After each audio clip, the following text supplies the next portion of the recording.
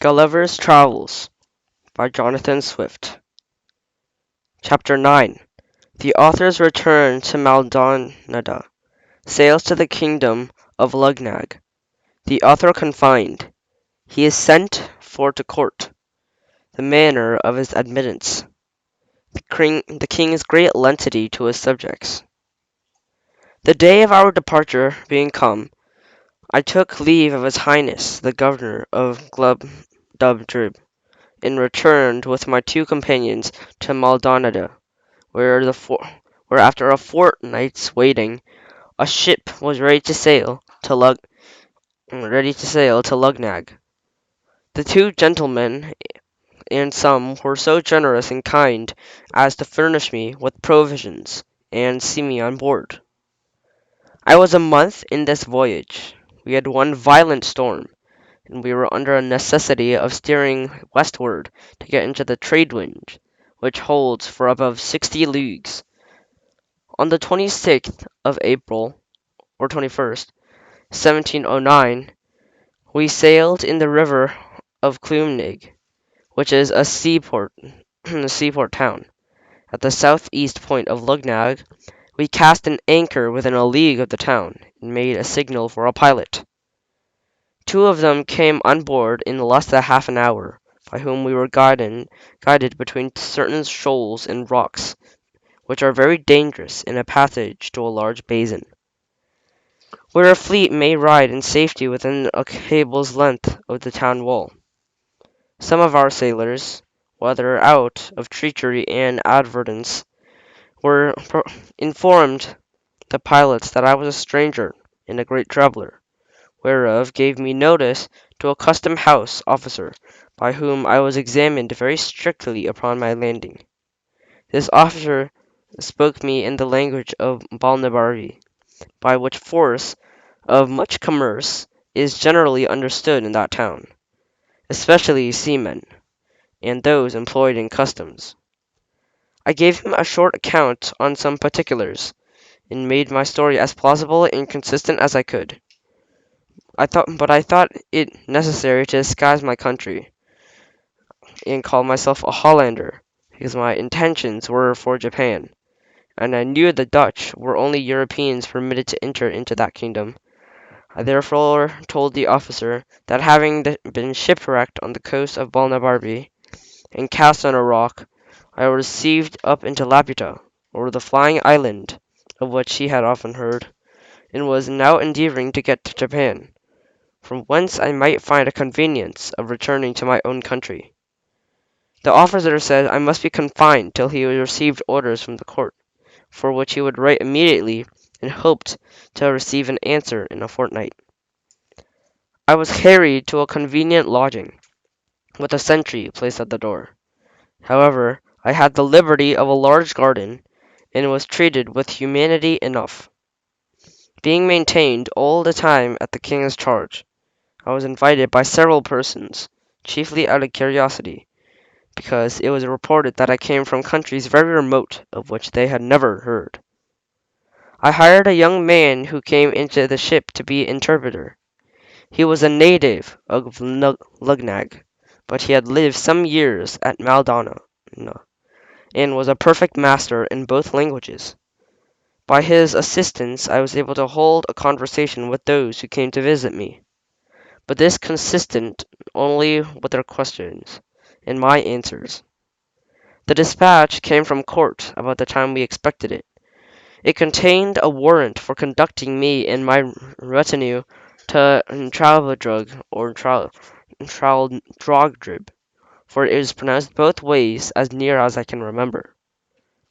By a party of 10 horse, all my retinue was that the poor lad for an interpreter, whom I persuaded into my service, and, at my humble request, we had each of us a mule to ride on.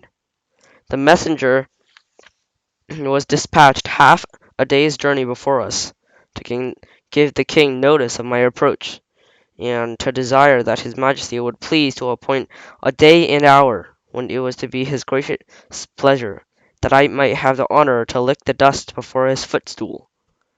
This is the court style, and I found it to be more than a matter than a form.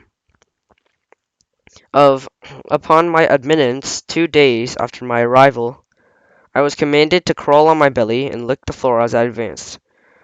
But on account of my being a stranger, care was taken to have it swept so clean that the dust was not offensive. However, this was a peculiar grace, not allowed to any but the persons of the highest rank, when they desired admittance, on purpose. And when the person happens to have powerful enemies at court, and I was seen great lord of his mouth so crammed that he had crept a proper distance from the throne. He was not able to speak a word, neither is there a remedy, because it is the capital for those who give an audience to spit or wipe their mouths in his majesty's presence. There is indeed another custom, which I cannot altogether approve of.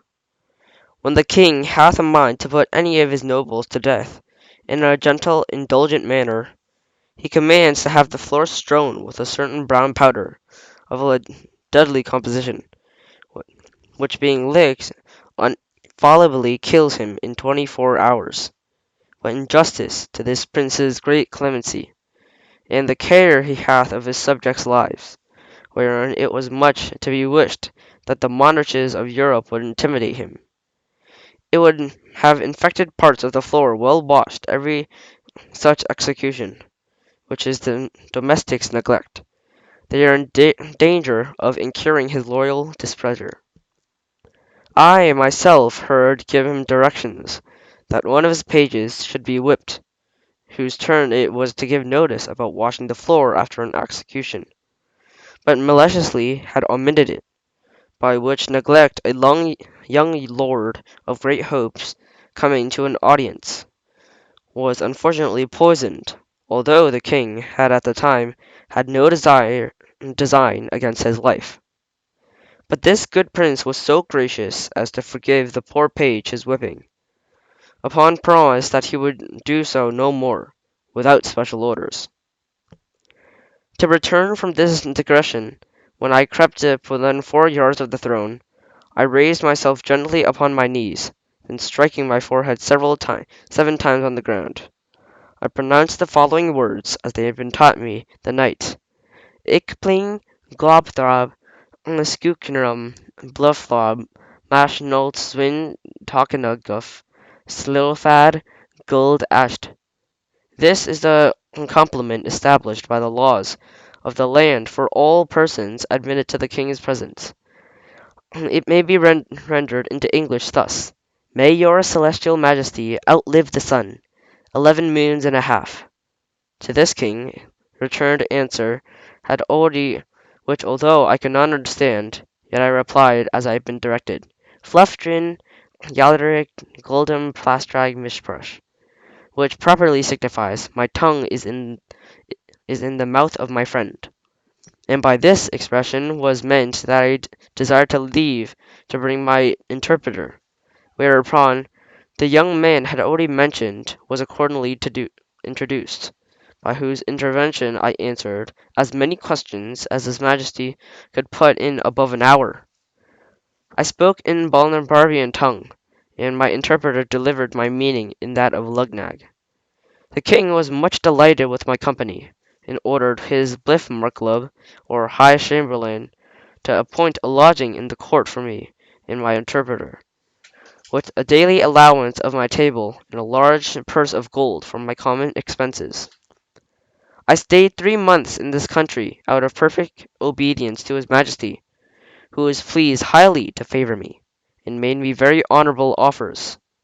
But I thought it more consistent with the prudence and justice to the past remainder of my days with my wife and family.